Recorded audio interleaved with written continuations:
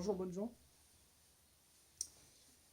Bien, vous savez que j'aime beaucoup l'histoire, donc en fait, je vais rapprocher un peu. Voilà. En fait, je vais essayer de vous exposer en grande ligne l'histoire de la mondialisation.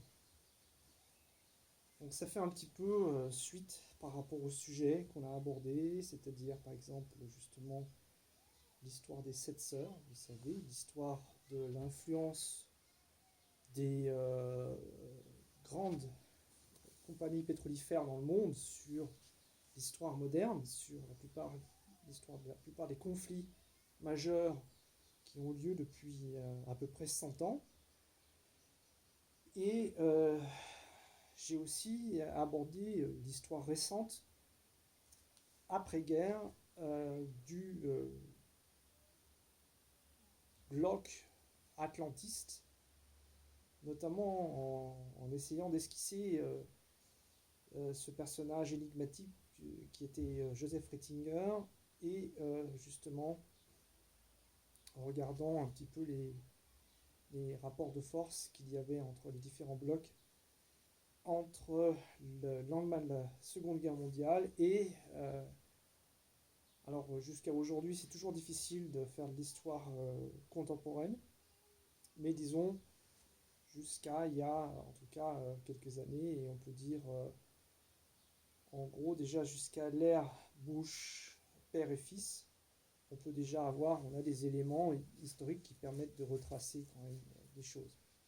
Bien, le, le sujet d'aujourd'hui c'est plus global, donc je ne vais pas pouvoir aborder les choses dans les détails. Mais quand est-ce que commence la mondialisation? Et bien ça c'est une question qui préoccupe les historiens. Et en fait, on peut faire remonter déjà, au moins, jusqu'à l'Égypte ancienne, puisqu'on a retrouvé des documents, donc des papyrus, qui font état de missions envoyées par des pharaons, des rois égyptiens, pour aller rechercher de l'ambre. Et l'ambre, c'était donc une denrée très rare, puisque c'est en fait de la résine fossile, et que ça se trouve euh, par exemple sur les côtes de la mer Baltique. Et apparemment il devait y avoir des contacts entre des populations de, du nord de l'Europe à ce moment-là, et donc l'Égypte ancienne qui commerçait l'ambre. On a même aussi pu retrouver, vous savez par exemple qu'à à Babylone, je suis allé au musée de Pergamon à Berlin, Pergamon Museum, qui a la fameuse porte d'Ishtar. Or, les briques qui constituaient qui recouvraient les murs de cette porte d'Ishtar sont en couleur bleue. Donc il y avait des méthodes de vitrification qui permettaient d'obtenir cette couleur bleue. Donc on devait utiliser certaines formes d'oxyde. D'accord. Et on sait aussi que certains, dans l'Antiquité, en tout cas, il y avait des commerces de ce qu'on appelait le, euh, l'ultramarine, qui est le lapis lazuli, dont les mines se retrouvent en gros à peu près à l'équivalent de l'Afghanistan d'aujourd'hui. Donc entre le Cachemire et, le Pakistan, l'Afghanistan d'aujourd'hui, ce qu'on appelle la Bactrie. Donc vous voyez un petit peu les échanges qu'il y avait déjà à l'époque de denrées. On sait que les Romains importaient ce qu'ils appelaient du porphyre, c'est-à-dire en fait c'était une pierre qui était notamment de couleur rouge, donc qui émettait le pourpour, le purpura. Vous savez que c'est issu d'un petit coquillage de la Méditerranée. Il faut 10 000 coquillages pour obtenir je ne sais plus quelle quantité de colorant pourpre, mais c'est quelque chose de, ça fait quoi, 1 gramme, ou je ne sais plus, quelque chose comme ça, c'est rien. Et donc il faut une quantité immense de petits coquillages pour faire donc par exemple pour teinter une tunique complète en rouge, ce qui était la toge rouge qui était c'était le privilège porté par les empereurs. C'était la seule personne de l'Empire romain qui avait le privilège de porter une cape entièrement pourprée. Donc c'était extrêmement précieux.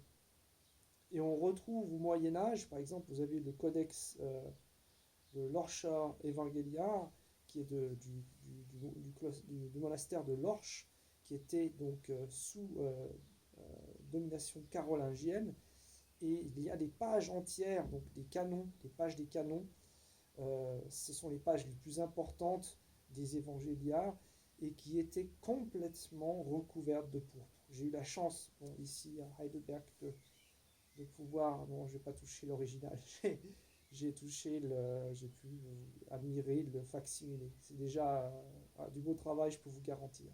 Le prix du facsimilé, c'est une voiture, vous voyez un petit peu déjà. Imaginez le prix d'un manuscrit de l'époque. Donc voilà, et c'est notamment la,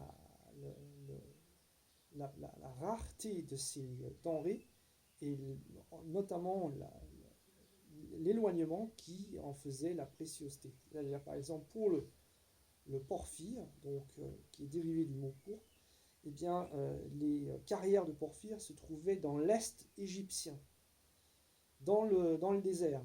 Pour les extraire, c'était déjà la croix et la bannière, mais en plus pour les faire venir jusqu'à Rome. Donc, par exemple, vous avez des sarcophages magnifiques en porphyre dans le bas empire romain, vers les derniers empereurs. C'est d'une valeur aussi inestimable. D'ailleurs, ça a souvent été récupéré au Moyen Âge. Bien. Donc vous voyez comme quoi le phénomène de la mondialisation, ben, ce n'est pas un phénomène récent. Et on peut en gros dire à chaque fois que vous avez un grand empire, royaume qui s'implante, donc Mésopotamie, donc Égypte, donc Empire romain, cet empire a besoin de beaucoup de ressources qui partent de la périphérie, voire donc de frontières très extérieures. On va jusqu'au nord de l'Europe, on va jusqu'en Orient, on va donc puiser les ressources dans le monde entier.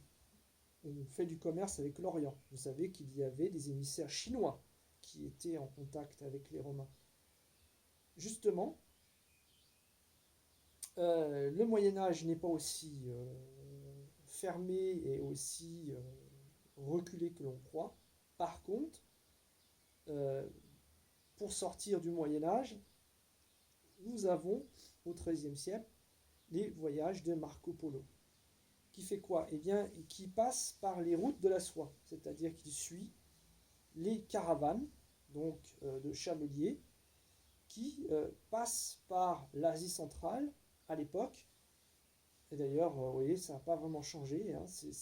Maintenant, bon, ils vont peut-être plus utiliser trop de chameaux, mais on a les routes de la soie quand même. On parle maintenant des nouvelles routes de la soie, vous voyez. Donc en fait, eh bien, Marco Polo est atterri avec son frère en Chine sous domination mongole, puisqu'à cette époque-là, c'était le petit-fils de Gengis Khan qui avait conquis la Chine, le Khan Kubilai, qui était le régnant. Alors, la question c'est, dans les récits de voyage qu'il a fait, il en a rajouté, c'est clair, il y a des tas de détails qui ne collent pas avec la réalité.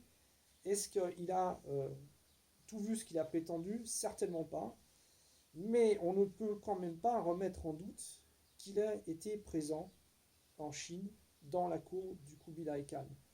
Même si après, sûrement il a beaucoup brodé.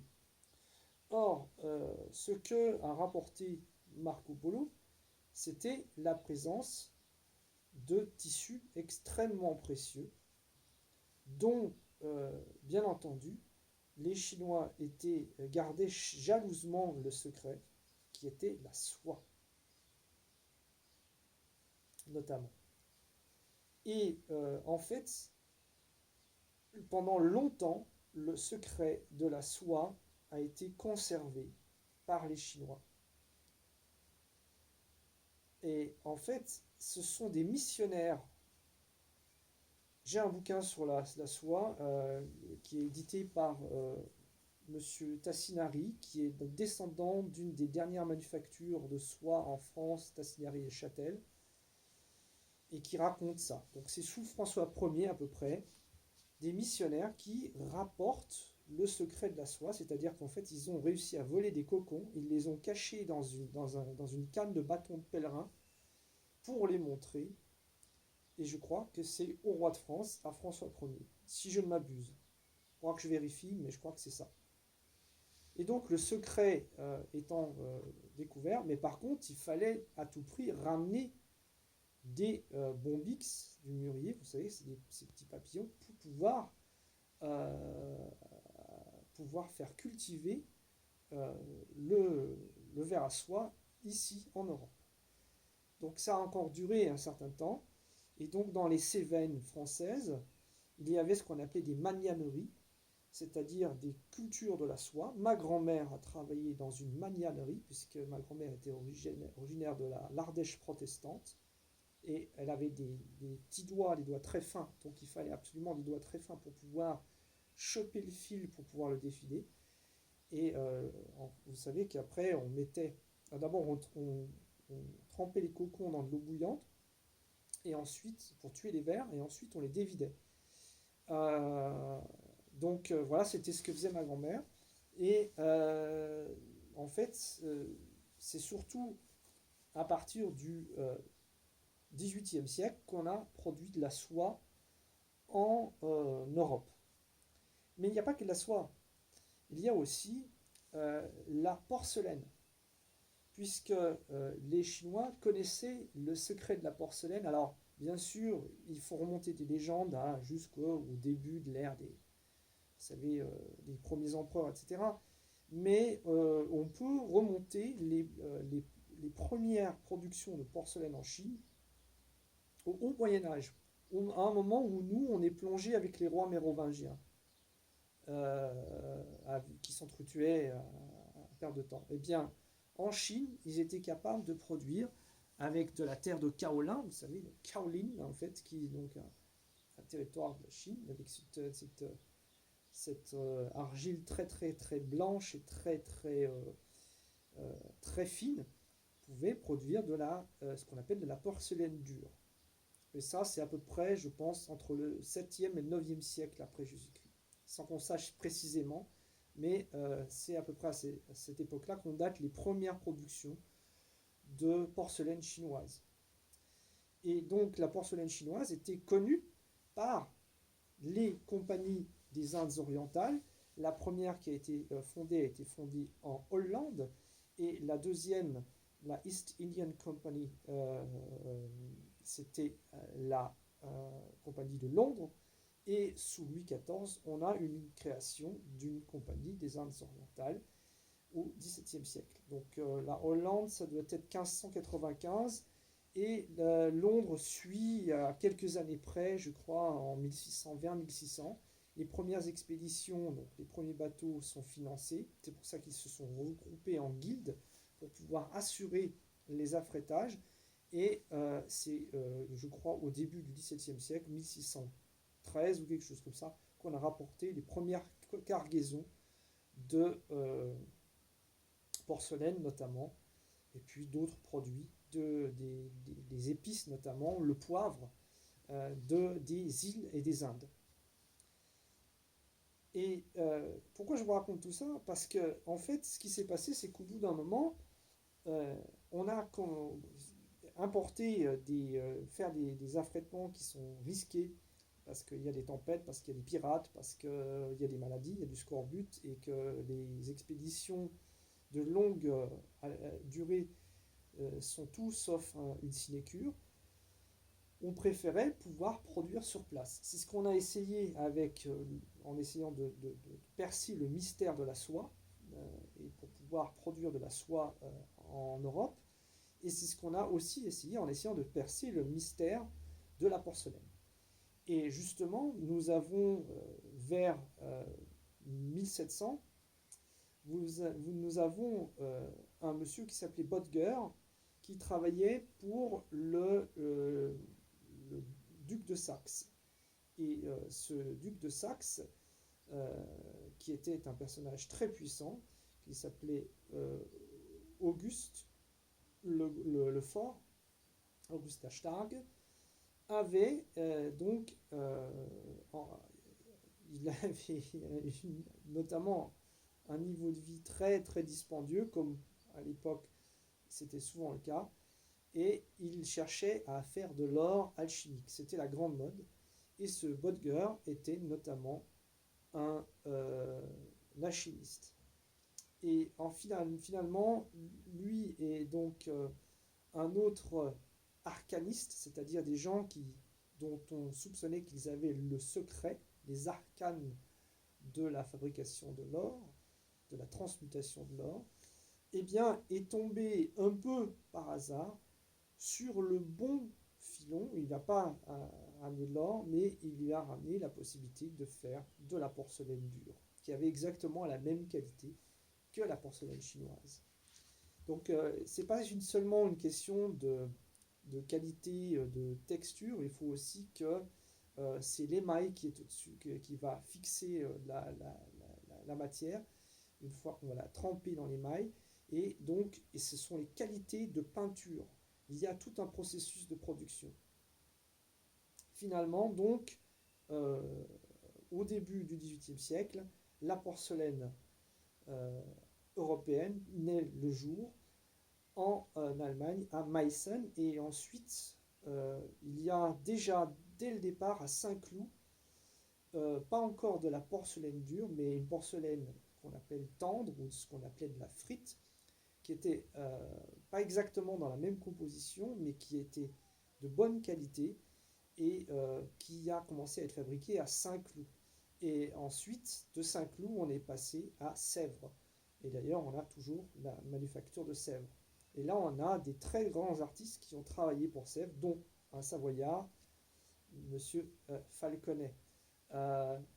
Et voilà, ça c'est l'histoire de la porcelaine. En Italie, on a bien sûr les Ginori, on a la Manufattura di Fernando di Fernandea à Naples, et avec un artiste qui s'appelait Taglioli. Et donc, il y en a une troisième que j'oublie. Ginori, ça me reviendra. Oui, bon, bref, peu importe. Je reviens sur l'histoire. À partir du moment où on a commencé à s'autonomiser, c'est-à-dire à pouvoir fabriquer, produire une production industrielle par rapport à la Chine, eh bien, l'importation n'était plus aussi prépondérante, et on a pu s'autonomiser et donc arrêter les importations. Ce qui a plongé la Chine dans une ère de récession. Et ça, c'est important de se noter. C'est-à-dire qu'à partir du XVIIIe siècle, la Chine plonge dans une ère plus ou moins de récession. Suite aussi à des troubles politiques internes, etc. Il va y avoir la dynastie, les Qing, qui va prendre le pouvoir, qui sont donc des Mandchous, qui viennent du nord de la Chine, qui sont plus ou moins acceptés par la population chinoise classique. Et en fait, il y a une opposition politique qui vient se surajouter, mais bien entendu, à chaque fois qu'au niveau social ça ne va pas, eh bien au niveau politique, vous pouvez vous attendre à ce que ce soit le bordel à un moment ou à un autre. Et c'est exactement ce qui s'est passé. Par contre, nous en Europe, on va avoir un essor qui va être redoublé.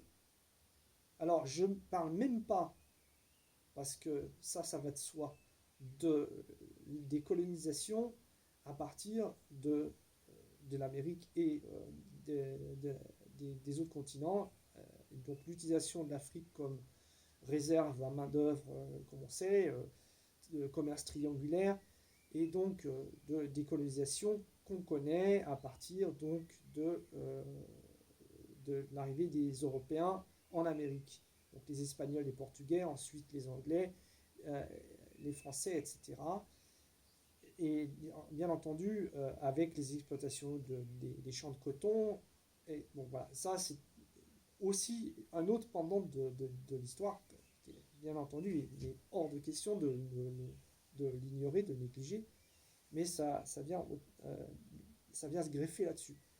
Mais là, je parle aussi de cette puissance économique qui naît en Europe, notamment en Angleterre, en France avec des inventions à machine à vapeur, mais c'est l'Angleterre qui va en profiter en premier de la révolution industrielle, c'est-à-dire le fait d'utiliser du charbon de bois, du charbon ou alors du charbon du graphite pour pouvoir alimenter des machines à vapeur qui vont développer la capacité industrielle, donc la capacité de production. D'ailleurs, pour ce qui est de l'industrie de la soie, eh bien, vous avez des tas de mouvements, notamment de grève chez ceux qu'on appelait les canuts au XIXe siècle, parce qu'on remplace petit à petit à Lyon, justement, tout un tas d'ouvriers par des machines qui sont comment dire, qui sont entretenus avec du charbon et donc qui sont beaucoup plus rentables. Et on a besoin de beaucoup moins d'ouvriers à partir de ce moment-là. Ça déclenche des émeutes à Lyon, des émeutes des canuts dans les années 1830 par exemple, et donc des premiers mouvements sociaux. Et en fait, aujourd'hui, on a une situation un petit peu inversée, mise en abîme par rapport à ça. C'est-à-dire que en fait, les pays qui étaient industriels en Europe, eh bien, le niveau de vie, le pouvoir d'achat s'est amélioré. Les luttes sociales ont fait que les gens ont pu obtenir des acquis, notamment dans les 30 glorieuses, après la Seconde Guerre mondiale. Et le coût du travail étant plus alléchant, notamment donc, dans d'autres pays, et notamment en Orient, beaucoup d'industries ont délocalisé, comme on le sait, et maintenant on sait que la Chine est un petit peu l'usine du monde. Et en Chine, on produit notamment beaucoup, on manufacture beaucoup, par exemple, de produits électroniques. Mais pas seulement, mais entre autres. Et vous voyez comme quoi ça, la barre s'est renversée. Et d'ailleurs, la situation avait tellement dérivé en Chine au XIXe siècle que les Anglais qui avaient conquis l'Inde avaient compris aussi comment faire, enfin avaient compris, avaient utilisé une autre forme de commerce triangulaire pour pouvoir mettre toujours la main mise sur les comptoirs en Chine, et notamment et sur le commerce, et notamment parce que les importations de soie n'étaient pas complètement arrêtées, ça servait à des produits de luxe et de porcelaine, mais donc et de la laque chinoise, mais à ce moment-là, pour pouvoir faire pression sur le commerce chinois, eh bien, ce qu'on faisait, c'est qu'on faisait importer de l'opium, notamment en Chine, ce qui a provoqué les fameuses guerres de l'opium qui ont été dirigées par Victoria, puisque l'empereur chinois avait essayé de faire interdire ces importations d'opium, et c'est ça qui a provoqué, donc, notamment au XIXe siècle, des guerres conduites par l'Empire britannique pour imposer ces ventes d'opium en Chine. Donc vous voyez, c'est assez complexe. Et en fait, si aujourd'hui on a une situation qui s'est renversée, eh bien c'est parce que en fait, ce sont les pays asiatiques notamment qui se sont autonomisés à leur tour par rapport à une production, alors que par exemple c'est tout l'essor de ce qu'on appelle l'époque moderne en Europe, c'est-à-dire entre notamment le 16e, 17e siècle, mais surtout à partir du 18e siècle, l'ère industrielle, cette autonomisation qui a pris place dans les pays européens euh, par rapport aux importations qu'ils pouvaient faire d'autres régions du monde. Et bien entendu, l'ère actuelle est tellement, comment dire, dépendante, donc on l'a vu, de l'énergie pour faire tourner justement son industrie et son économie, d'un côté, et tellement dépendante des transactions internationales. Si vous voulez faire des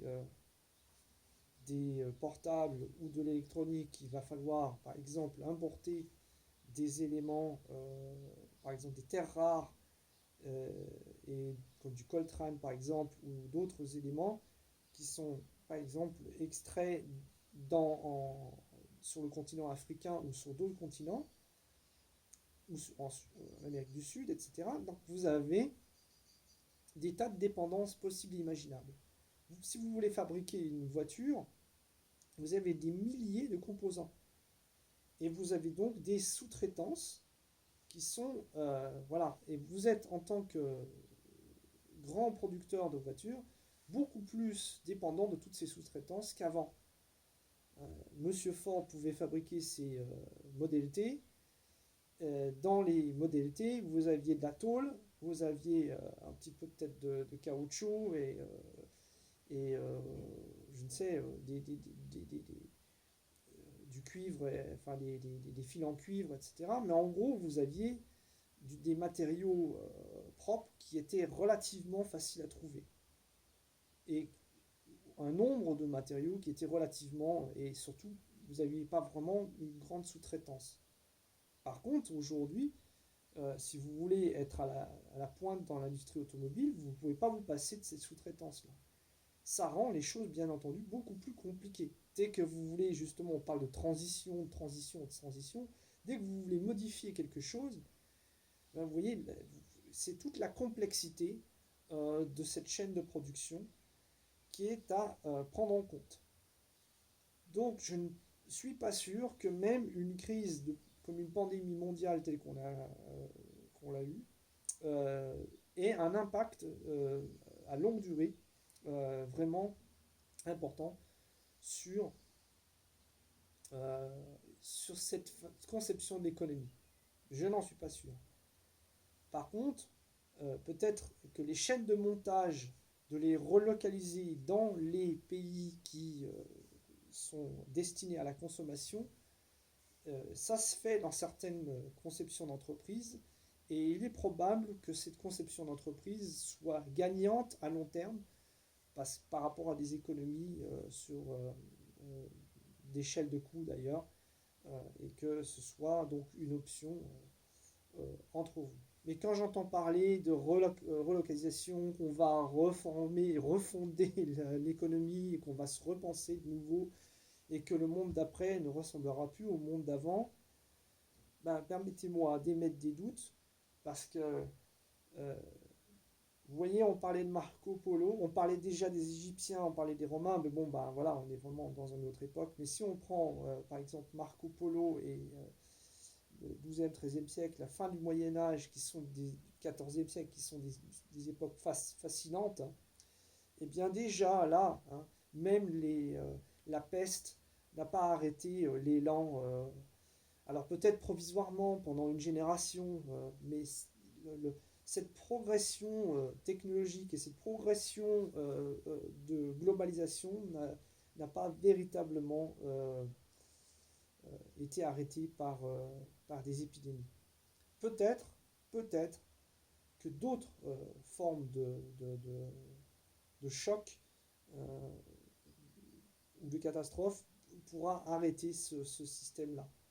Et notamment, je pense, je me range du côté de Colin Campbell et de Jean-Marc Jancovici, on a passé le pic du pétrole et je pense que des chocs liés à un shortage, c'est-à-dire à une pénurie en approvisionnement d'énergie, notamment sur des énergies qui sont cruciales pour l'activité économique, comme les énergies fossiles actuellement, ou peut-être plus tard, dans quelques décennies ou dans quelques générations, qui sait, sur le nucléaire ou sur d'autres formes d'énergie qu'on aura pu trouver en alternative, hein, eh bien, ces questions-là sur les énergies, et s'il y a des chocs vont opérer sur ces formes d'énergie, vous avez vu l'impact, puisqu'on a parlé des 7 sœurs, de l'histoire du pétrole sur nos civilisations et sur les conflits qu'il y a pu y avoir et sur les impacts économiques aussi, puisque premier choc pétrolier, 73, augmentation significative du prix du baril. Deuxième choc pétrolier vers les années 80, augmentation significative du prix du baril, inflation et chômage. Et chômage systémique, hein, qu'on n'arrive plus à juguler en Europe et dans les pays industrialisés. Donc vous voyez un petit peu les impacts de ces situations de dépendance énergétique et justement les variations massives comme on dit, de paramètres par rapport à ces questions énergétiques qui peuvent impacter durablement même la vie de tout le monde. Donc, à mon avis, ce sera plus des questions énergétiques que des questions de pangolin qui changeront la face de l'histoire. Bon, eh bien, bonjour chez vous.